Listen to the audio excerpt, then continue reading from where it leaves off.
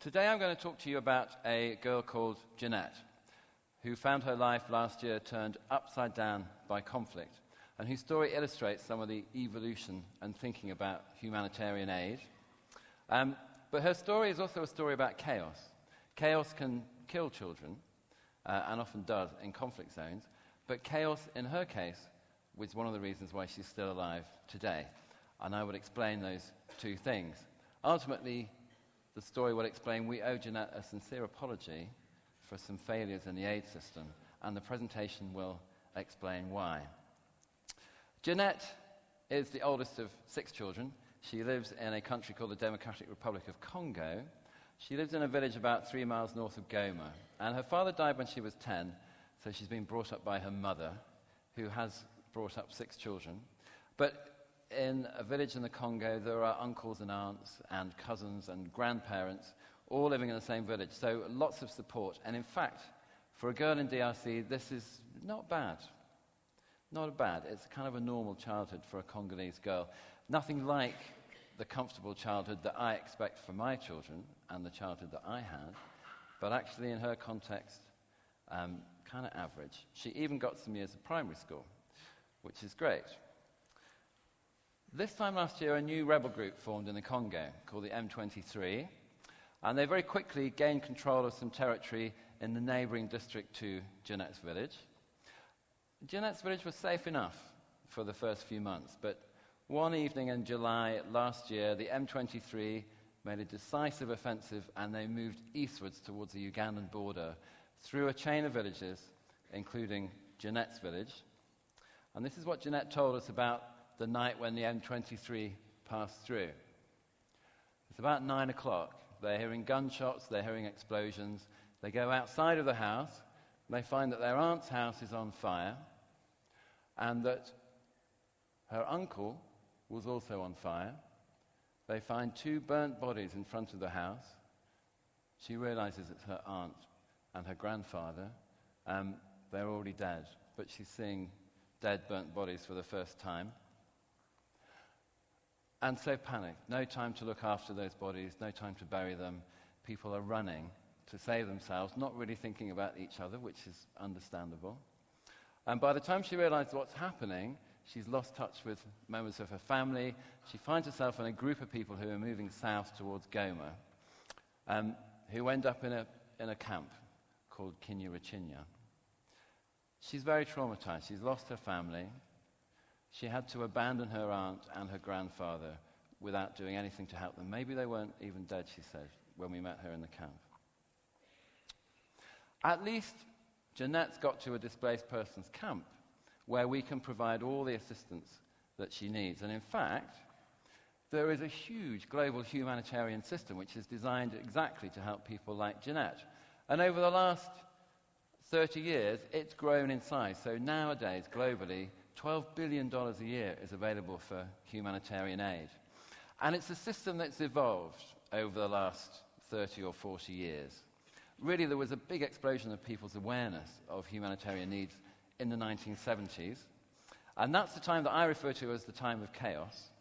And if you were old enough to be reading the papers in the 70s, you would have seen lots of stories about aid agencies rushing off to one conflict, one famine, one earthquake after another.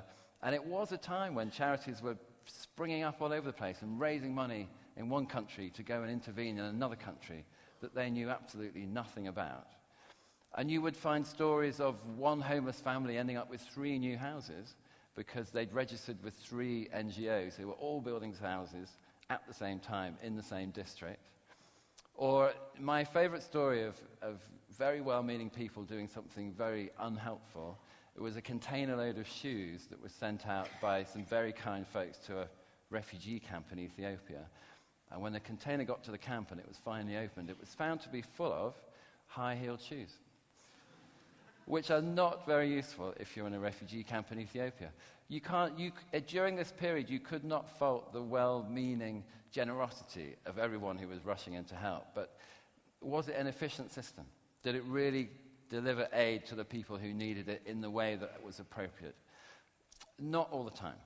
It was an inefficient system. It was a chaotic system. So something needed to change. And in 1990, we had the birth of the United Nations Office for the Coordination of Humanitarian Affairs. And over the last 20 years, the system has become very well organized. So well organized that it produces diagrams like this, which are not easy to understand at first sight. But the idea is that in an emergency, donors, like our government and other rich country governments, will be able to give their money to the United Nations, who have a coordinated approach to making sure that things get to the right place. And what the UN does is it funds NGOs like War Child and Oxfam to deliver that aid. Donors really like this system because instead of dealing with 100 grants to 100 different NGOs, they can write one check to the United Nations and tell their newspapers that they've intervened in the crisis in wherever it happens to be. They love the system. They're really passing on transaction costs down the system to the UN, which is partly why they love this system. But it results in a huge amount of aid going out. And actually in Jeanette's country, $2 billion worth of aid goes in there every year, of which almost $500 million is for humanitarian assistance. So we can expect Jeanette to be pretty well looked after once she gets to the displaced camp. So here is her displaced camp. Not the day after she arrived there, 6 weeks after her village burnt down, this is what the camp looks like.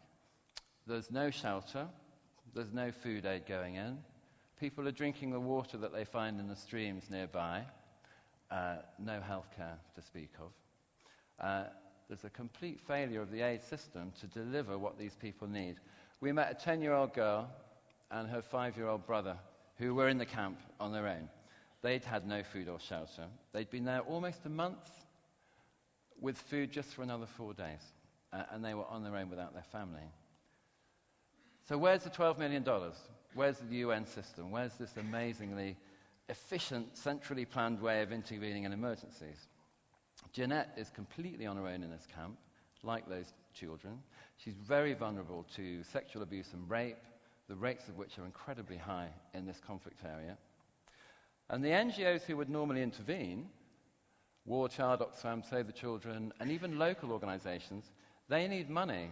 Unless it's a massive problem, unless it's a Haiti earthquake or an Asian tsunami, public funds don't come in that quickly. So we rely on the UN coordination system to provide the funds, and they rely on the donors. 3 of the biggest humanitarian donors are up there on the screen. That takes a while. In fact, the quickest time frame for getting emergency aid to a new emergency is 13 weeks. That's what they call their rapid response. For Jeanette, 13 weeks is meaningless. She's been there 6 weeks. It was a kind of a miracle that she was still alive, I think. And had we got there a week later, I have serious doubts as to whether she would have actually still been there. This picture is the survivors of Hurricane Katrina, 5 days after the storm hit New Orleans. They've got beds, they've got blankets, they've got medical assistance, they've got social workers, they've got food, and they've got water. 5 days after a major emergency, that's pretty good going. But actually that was unacceptable to the American people who thought it was incredibly slow. But here we are in the Congo, 6 weeks after a huge conflict event, and there's nothing going on. The problem is, it's a centrally planned system. The old days of chaos, which produced loads of aid, not particularly clever, but immediately, have been replaced by a system which is so smart, it can't really move. We need a way to get donors' money to people within 2 days. That's what we as taxpayers think is happening right now. And that's what should happen. But because it has to go through the UN system, it's incredibly slow. A good way of doing it was piloted 4 years ago by our government, who were persuaded by a group of charities to give them £8 million on the basis that they would decide where and when it needed to be spent. And when it was evaluated, that pilot project was found to have slashed the time it takes to get assistance into the field and saved huge numbers of lives. Really successful pilot project. And a big clue as to how the current system needs to be changed. But the pot is now empty and has not yet been refilled. And so now we are fighting for this idea. This idea, which covers the first 13 weeks of an emergency, needs to be adopted by our government, by the American government, by the European Union, who have a huge humanitarian aid budget. There will be a little bit of chaos involved. Lots of different NGOs talking to these donors and pulling down the emergency funds without the smart coordination system of the United Nations. But does it really matter if Jeanette gets 2 mosquito nets? Does it really matter if 2 charities go up to her and say, would you like some food? It doesn't really matter. Inefficiency is much preferable to inaction, and that's what we really need to see. So we will be campaigning for this new approach to emergency funding for the first 13 weeks over the next few months. In the end, chaos played another of its tricks, which is that one of our fundraisers was at a garden party last summer and met somebody who, having heard what we just found in this displaced people's camp, gave us £10,000 there and then, no questions asked. 2 days later, we had child protection centres in the displaced people's camp. We'd registered all the unaccompanied children in there, and there were 250 children who were absolutely on their own in that camp, and about 10,000 other children who were living in very fragile circumstances, even though they had one older relative around. The very vulnerable children we moved out of the camp down into Goma. Jeanette ended up living in a displaced persons hostel, which we fund in Goma town. It was kind of all right in the end. The good thing about chaos is you can meet a donor in a garden party and get £10,000. The bad thing about chaos is maybe you won't. Without the big donors of the world committing to a much broader and diverse system for emergency response, we're reliant on the garden party approach to emergency assistance, which is not necessarily the best thing. So, in conclusion, aid works when it's coordinated. Aid doesn't work when it's too slow. We need a planned approach to make aid as efficient as possible, but we also need some chaos in the system so that everybody who wants to help can get in there as soon as possible and cover the real emergency needs. Thank you very much.